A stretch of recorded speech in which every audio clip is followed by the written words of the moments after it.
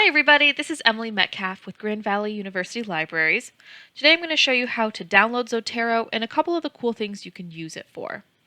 First, you'll see I'm on a internet browser and I'm on the Grand Valley webpage.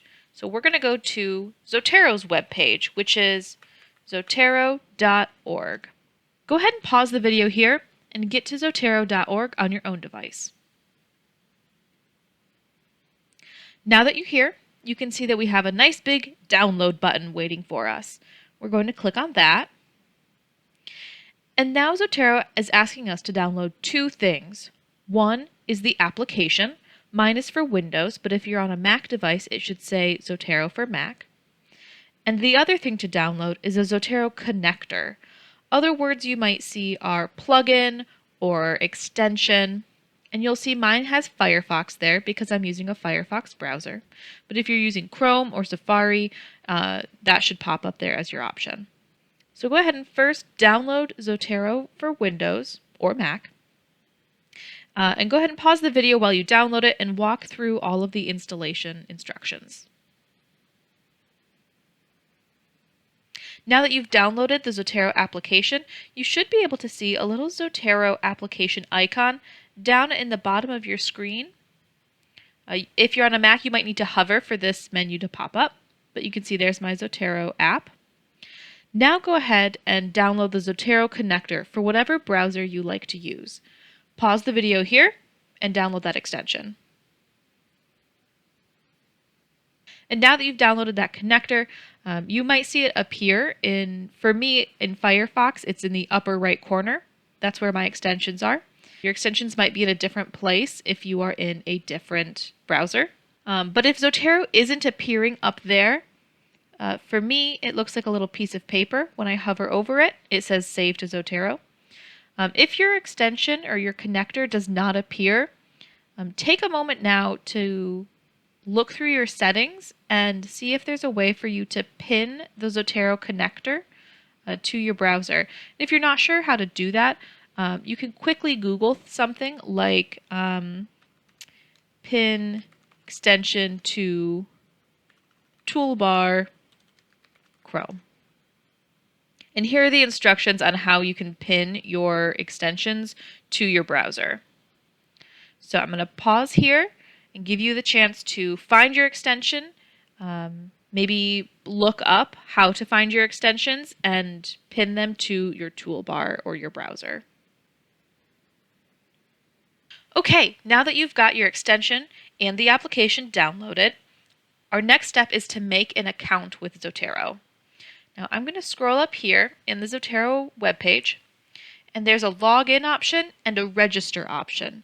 You're going to go ahead and click register, and you're going to make an account like you would for anything else. You can use your Grand Valley email address or a personal email address.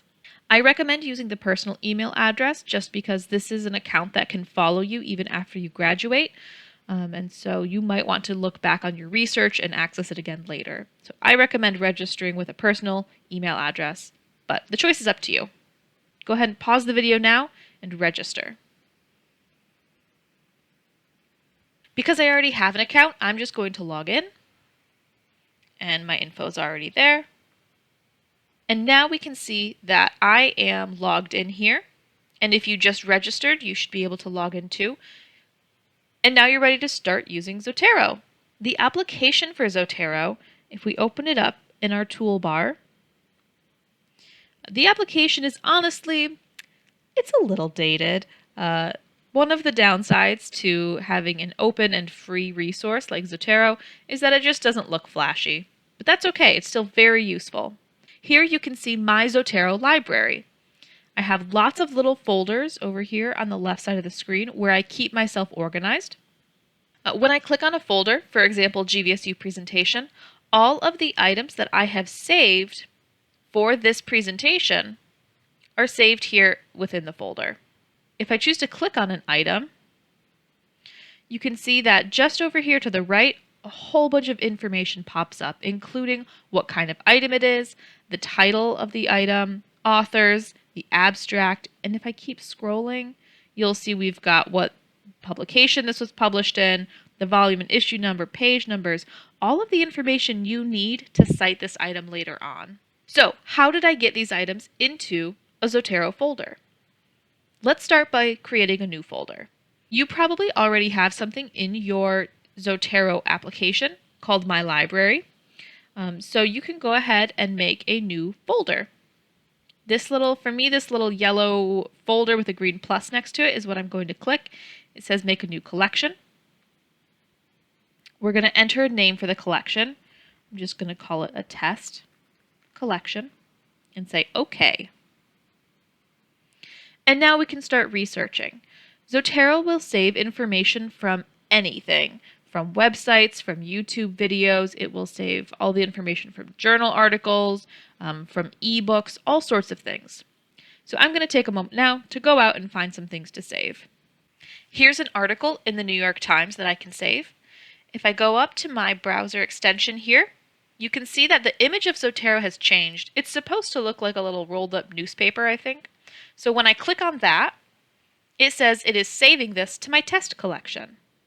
I did a search in the library's search engine on our homepage on healthcare cost, and it showed me this ebook.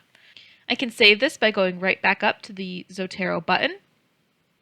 I can click Save to Zotero, and it's saving to that collection. Here I did a search in PubMed for that same healthcare cost search, and I can save the article here, or I can get into the full text of the article, and I can save it from here.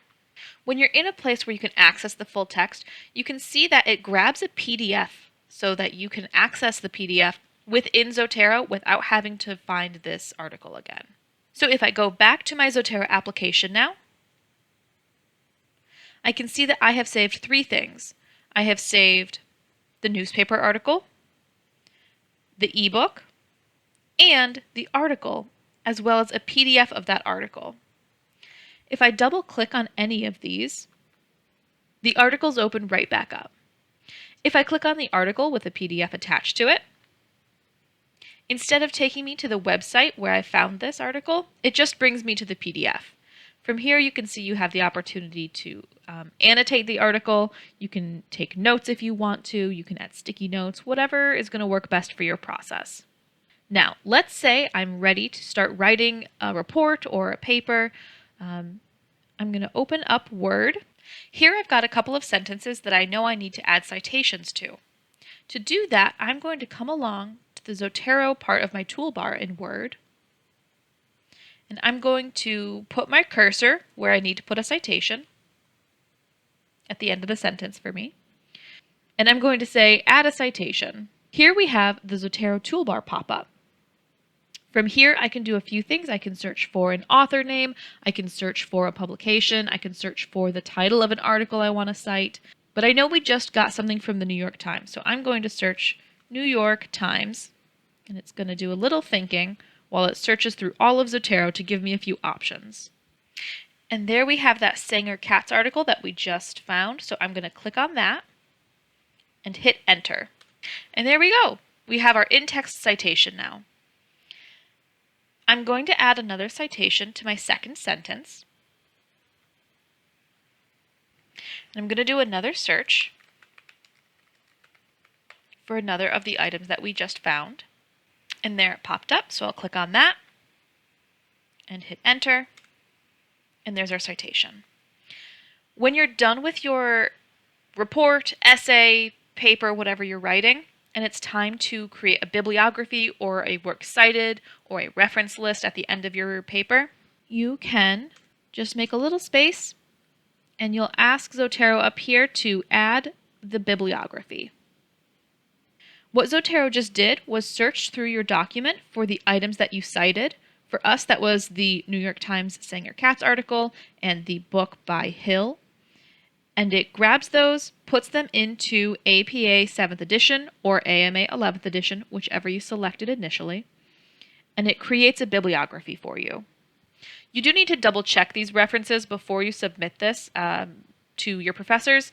Sometimes things just get like a little wonky in translation. So every once in a while you'll get a title that's in all caps, or maybe it'll give you the author's names with PhD as their initials when we know that's actually their degrees. So double check those, make sure that they look right, but it does save you the trouble of typing out those super long links. If you don't want to use Zotero within Word or Google Docs, you don't have to. You can just type a sentence. Here is a sentence.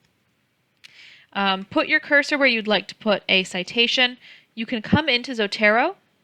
You can right-click and say create bibliography from item. I'm going to say citation. I'm going to say 7th edition. And I can paste the citation right in there. So you still have the option, even if you don't want to put Zotero into Word or put it into Google Docs, that's fine. We put our citation in there. We'll say, here's another sentence. I'll grab one more. I'm going to say, create bibliography from item. It's got citations checked, so I'll say OK. I'll come to Word and I'll paste it. And then when I'm ready to write my references page, I can come to Zotero. I can say, grab those 2 items that I just cited. I can right-click and I'll say, create bibliography from items. Give me a bibliography, not a citation. I'll come back to Word and I can paste my citation in there. This citation to me does not actually look like APA style. So that's just another reason to double check these things. For example, in APA, you need to have things spaced in a certain way. So you can come through and make those changes yourself, but it still saves you the trouble of typing all of those links out if you don't want to do that. So that's how you can use Zotero. You can use it to grab information from websites and videos and articles and databases. You can use that information to write with, and you can also create citations and bibliographies using Zotero. I've been using Word for this example, but this works just as well in Google Docs. Zotero automatically installs a plugin into Word and Google Docs when you download it. You shouldn't have to go and download anything else. If you do have trouble finding Zotero in your menu in Word, just like when we searched for how to find our extensions, a quick Google search for Zotero in Word will bring up a few different options for you to read through how you can get that plugin added to Word. Zotero has lots of documentation, but if you scroll down a little bit, you'll see there are a whole bunch of videos as well that'll teach you how to do that. So that's how to use Zotero really briefly. We downloaded the application, we downloaded the plugin, we made an account, and we started saving some things to Zotero folders. We also talked briefly about how to use Zotero in Word, and we know that that translates just as well to using it in Google Docs. I hope you have found this helpful. If there's anything that you think is missing from this video that you think I should add the next time I create something like this, please feel free to reach out to the library and let us know. Thanks for watching, and happy researching!